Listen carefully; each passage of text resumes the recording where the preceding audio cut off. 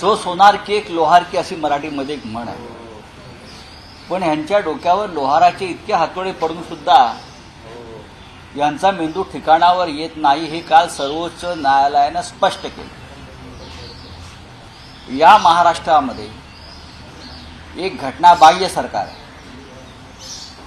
बघा, आता सर्वोच्च न्यायालयानं एक काल निकाल दिला, समलिंगी विवाहाला मान्यता नाही. तोच निर्णय या 3 समलिंगींना लागू होतो. त्यांचं सरकार हे त्याच पद्धतीचं सरकार आहे ते या महाराष्ट्र आणि समाजाला मान्य नाही. कळलं का? 2 गद्दारांचे गट एकत्र आले, तिसऱ्याने त्यांच्याशी विवाह केला. आता ते म्हणतील काँग्रेस तुम्ही आणि राष्ट्रवादी एकत्र नव्हतात का? आम्ही मूळ पक्ष होतो. आम्ही मूळ पक्ष एकत्र आलो आणि सरकार स्थापन केलं. हे 3 समलिंगी एकत्र आलेत आणि सरकार स्थापन केलं. राजकीय दृष्ट्या म्हणतोय मी, तुम्ही वेगळ्या अर्थाने घ्या. आणि त्याला काल सर्वोच्च न्यायालयानं नकार दिलेला. अशा विवाहांना कायदेशीर मान्यता देता येणार नाही.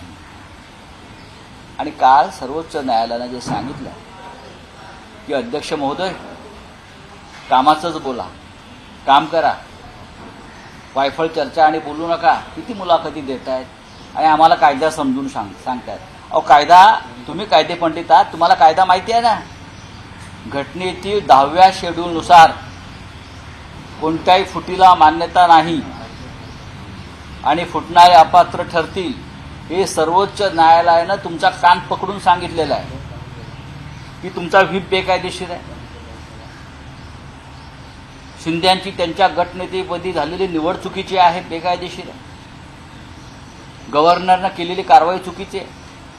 तरीही हे जे ट्रायब्युनल आहे, लवाद ज्याला म्हणतो, हे कायदा पाळत नाहीत, सर्वोच्च न्यायालयाचे निर्देश पाळत नाहीत. हे कोण स्वतःला समजतात? त्यांनाच फक्त कायदा कळतो आणि सर्वोच्च न्यायालय मूर्ख आहे असं त्यांना म्हणायचं आहे का? काल सर्वोच्च न्यायालयानं त्यांना परखड शब्दात सांगितलेलं आहे की आता बस, आणि आम्हाला नका कायदा शिकवू. आमच्याच पक्षात तुम्ही होतात तेव्हा आम्ही तुम्हाला कायदा सांगितला आहे. बघा आता काय ते, आता पाहू आम्ही.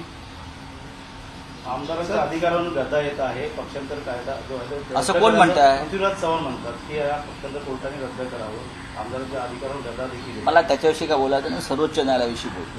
सर, आमदार सर्वोच्च न्यायालयानं जो निर्णय दिलेला आहे त्याचं जर हे पालन करणार नसतील, हे ट्रायब्युनल हे सर्वोच्च न्यायालयापेक्षा मोठं नाही, लक्षात घ्या. ट्रायब्युनल हे सर्वोच्च न्यायालय नेमतं किंवा न्यायालय नेमतं. तुम्ही त्यांच्या हाताखाली काम करताय. सार्वभौमत्व म्हणजे काय? चोरांना संरक्षण देणं, चोरांच्या सरदारांना राजकीय संरक्षण देणं म्हणजे विधिमंडळाचं किंवा संसदेचं सार्वभौमत्व नाही. आणि तेवढे अधिकार विधिमंडळ आणि संसदेला नाहीत की घटनेचीच मोडतोड करून मनमानीपणे निर्णय घ्यायचा आणि या देशात आणि राज्यात बेकायदेशीरपणे कामं करायची. हे कोणते अधिकार कोणत्याही घटनेनं कोणत्याही स्वायत्त संस्थेला दिलेले नाही.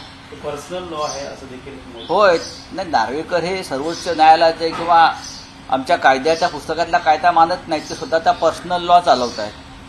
पर्सनल लॉवरती देश चालत नाही, हे लक्षात घ्या, किंवा राज्य चालणार नाही.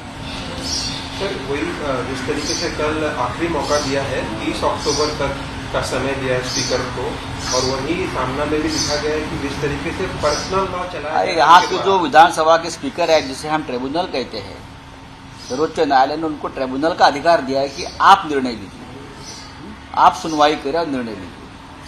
लेकिन सर्वोच्च न्यायालय के निर्देश को यहाँ के स्पीकर ट्रिब्यूनल मानने को तैयार नहीं. उसका मतलब क्या होता है कि आप अपना पर्सनल लॉ चला रहे हो क्या यहाँ? एक जगह पे Bharatiya Janata party personal law के खिलाफ आंदोलन कर रही है, कानून ला रहा है, पर्सनल लॉ नहीं चलेगा बोल रहे हैं ना. फिर आपका ये कौन सा पर्सनल लॉ है? ये पर्सनल लॉ नहीं चलेगा.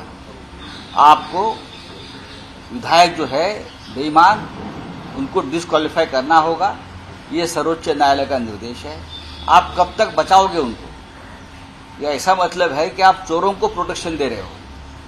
इस राज्य में चोरों का राज्य चल रहा है और विधानसभा के स्पीकर यानी ट्राइब्यूनल ये चोरों की सरकार को प्रोटेक्शन दे रहे हैं. सर कालचा जो व्हिडिओ जो ट्विट केलेला असं काही घडलंच नाही पोलिसांसमोर असं ते मग तो व्हिडिओ खोटा आहे का? नागपूरमध्ये जे घडलेलं आहे ते स्पष्ट दिसतंय. पोलिसांना पोलीस अधिकाऱ्यांना धक्काबुक्की झालेली आहे आणि कुठे घडलं आहे तर उपमुख्यमंत्र्यांच्या गृहमंत्र्यांच्या देवगिरी बंगल्याच्या आवारात घडलेलं आहे.